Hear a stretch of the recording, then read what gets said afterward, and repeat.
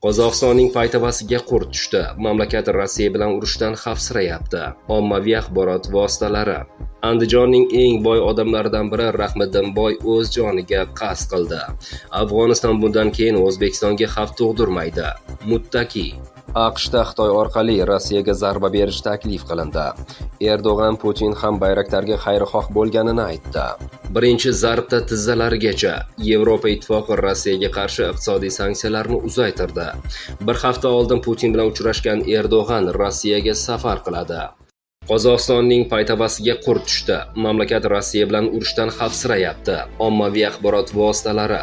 Rossiya Ukrainaga bostirib kirganidan so'ng Markaziy Osiyodagi Rossiya Federatsiyasi bilan chegaradosh yagona davlat Qozog'iston Moskva bilan munosabatlarini qayta ko'rib chiqishga qaror qildi.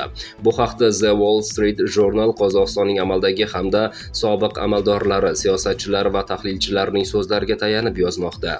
Qayd etilishicha, Qozog'iston endi AQSh, Turkiya va Xitoy siymosida yangi ittifoqchilar qidira boshlagan. Ko'p yillar davomida Qozog'istonda Rossiya va Xitoy o'rtasida so'zsiz mehnat taqsimoti mavjud edi. Moskva xavfsizlikni nazorat qilgan, Putin esa iqtisodiy rivojlanish bilan shug'ullangan, deyiladi maqolada. Aziz yurtdoshlar, sizlarga O'zbekistondan Rossiyaga, Rossiyadan O'zbekistonga ishonchli va sifatli avtobus xizmatini taklif etamiz. Xizmatlar har 2 kunda bir marotaba amalga oshiriladi.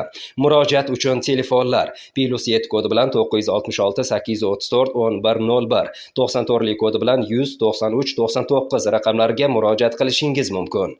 Unutmang, biz sizga faqat eng ishonchlisini tavsiya qilamiz. Afg'oniston bundan keyin O'zbekistonga xavf tug'dirmaydi. Muttaqi. O'zbekiston Respublikasi Tashqi ishlar vaziri Vladimir Norov Afg'oniston xavfsizlik va iqtisodiy rivojlanish mavzusidagi xalqaro konferensiyada ishtirok etish uchun O'zbekistonga tashrif buyurgan Afg'oniston Tashqi ishlar vaziri Amirxon Muttaqi bilan uchrashdi.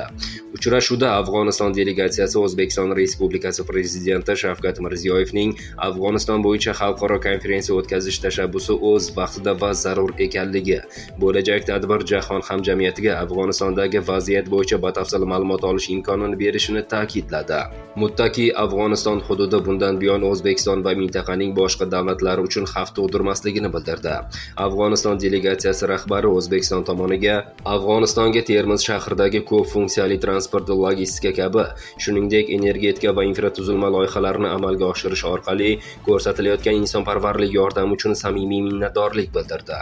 Norov Afg'on tomonini xalqaro hamjamiyatning asosiy talablarini tez fursatlarda bajarish, jumladan keng vakillikka asoslangan hukumat tuzish, ayollar va milliy ozchiliklar huquqlariga rioya etish, qizlarning to'laqonli maktab ta'limi bilan ta'minlash bo'yicha samarali choralar ko'rishga chaqirdi. Andijonning eng boy odamlaridan biri Rahmiddin Boy o'z joniga qasd qildi. Andijonning eng boy odamlaridan biri taniqli tadbirkor Rush Milk Reka sement korxonalari egasi Rahmiddin Mirzayev o'z joniga qasd qildi. Bu haqda Effekt.uzga Bosh prokuratura matbuot kotibi Hayot Shamsuddinov ma'lum qilgan. Tadbirkor nima sababdan o'z joniga qasd qilgani noma'lum. Mazkur voqea yuzasidan tegishli organlar o'rganish ishlarini olib bormoqda. G'oyalari, rejalari katta edi, doim katta marralar haqida o'ylardi.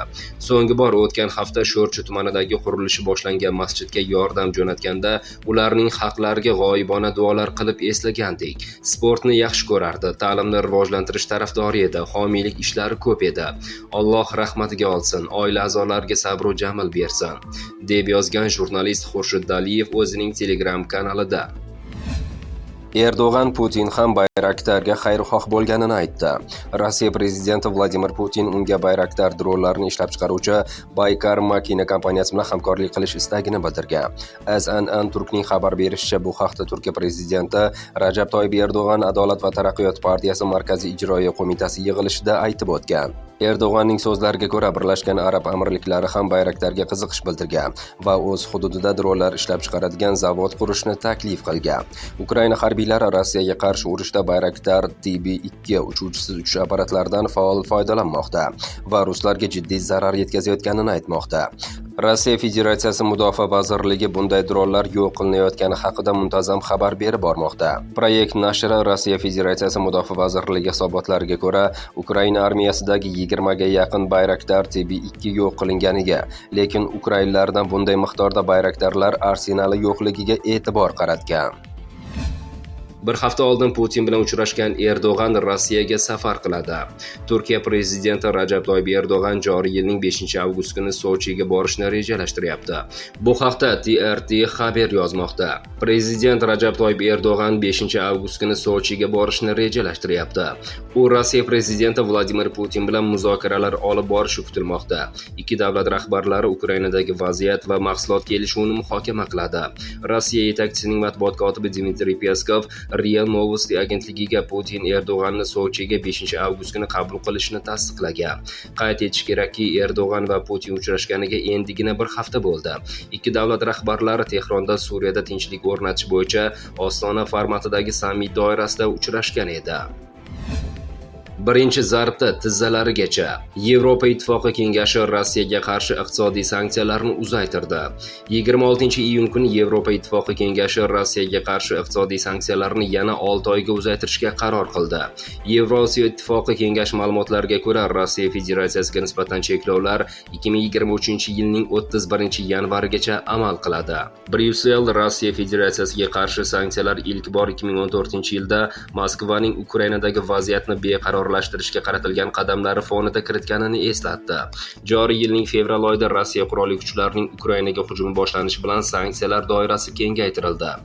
Hujjatda aytilishicha, 2014-yilning 31-iyulida Rossiyaning Ukrainadagi vaziyatni beqarorlashtiruvchi harakatlarga javoban 1 yil davomida birinchi marta joriy qilingan sanksiyalar Rossiyaning Ukrainada maxsus operatsiyasi boshlanganidan keyin 2022-yil fevralidan boshlab sezilarli darajada kengaytirilgan. Ular hozirda moliya, energetika, texnologiya va ikkilamchi maqsadlarga ishlatiladigan tovarlar, sanoat, transport va qimmatbaho tovarlarga cheklovlarni o'z ichiga olgan keng ko'lamli sohaviy chora-tadbirlardan iboratdir. Ukraina Rossiya urushi boshlanganidan keyin Yevropa Ittifoqi Rossiya Federatsiyasiga qarshi 7 ta sanksiya paketini tasdiqladi. Sanksiyalar doirasida Rossiyadan oltin, neft va ko'mir olib kirish taqiqlangan. Ko'pgina rus banklari SWIFT xalqaro to'lov tizimidan uzilgan. AQShda Xitoy orqali Rossiyaga zarba berish taklif qilindi. AQSh Kongressi Senati a'zosi Marko Rubio boshchiligidagi amerikalik senatorlar hukumatni Rossiya nefti va boshqa energetika mahsulotlarini Xitoyga sotishiga qarshi sanksiyalar joriy etishga chaqirdi. Bu haqda Bloomberg agentligi xabar qilgan.